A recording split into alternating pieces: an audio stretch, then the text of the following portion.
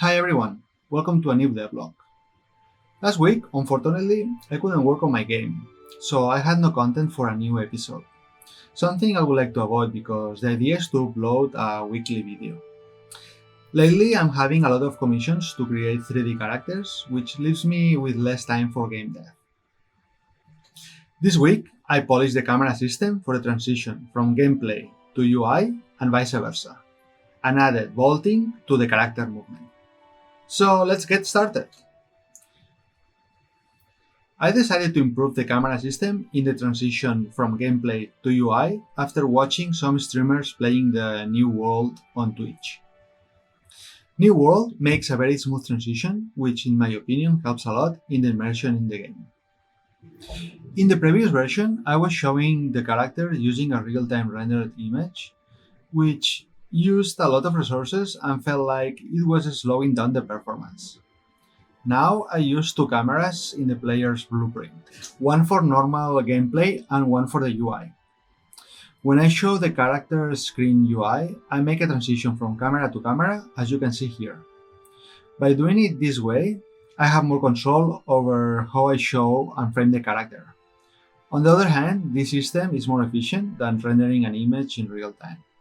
Another advantage is that I can use different post-processing settings, which gives me more creative freedom. For example, the UI camera has a super exaggerated depth of field, so the background is out of focus, so it doesn't distract us from the UI. The challenge was to blend between the two cameras. In this aspect, I have to admit that the Cinemachine system from Unity is more superior and easier to use. In Unreal, it's very easy to switch from camera to camera when they aren't together under the same actor. But in this case, where the two cameras are in the same blueprint, the set view target with blend node doesn't work because it expects only one camera per actor. I tried several solutions I found on the internet. The one that worked the best was Matt Aspland's method of switching from first person to third person camera, which inspired my own system. I'll leave the link to his original tutorial in the description. The idea is basically to have two cameras and only one active. The transition is a visual trick with a very simple explanation. Let's say we want to switch from UI camera to gameplay camera. Before activating the gameplay camera, I save its position and rotation in world coordinates.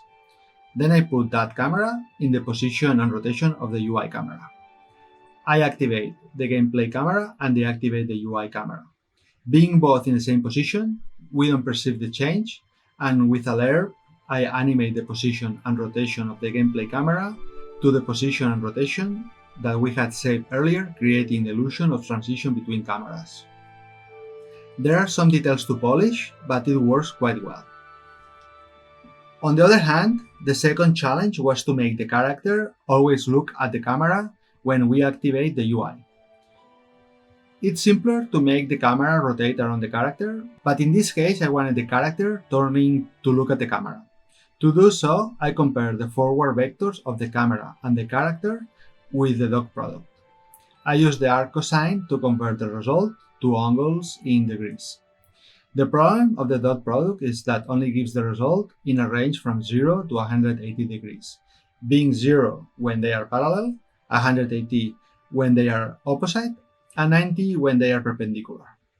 When they are perpendicular, we don't know if they look to the right or to the left.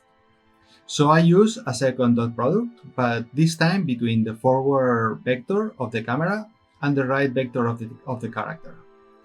And as the range is 180, I know that when it looks to the right it's 180 and to the left it's 0.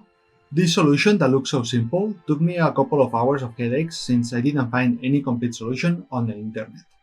The good thing about this method is now I can replace the automatic rotation with animations of 90 and 180 degrees, making the character look more natural. Finally, I decided to implement the vault system. It's a system that doesn't add much more functionality, but it's an aesthetic solution that increases the visuals and the immersion of the game.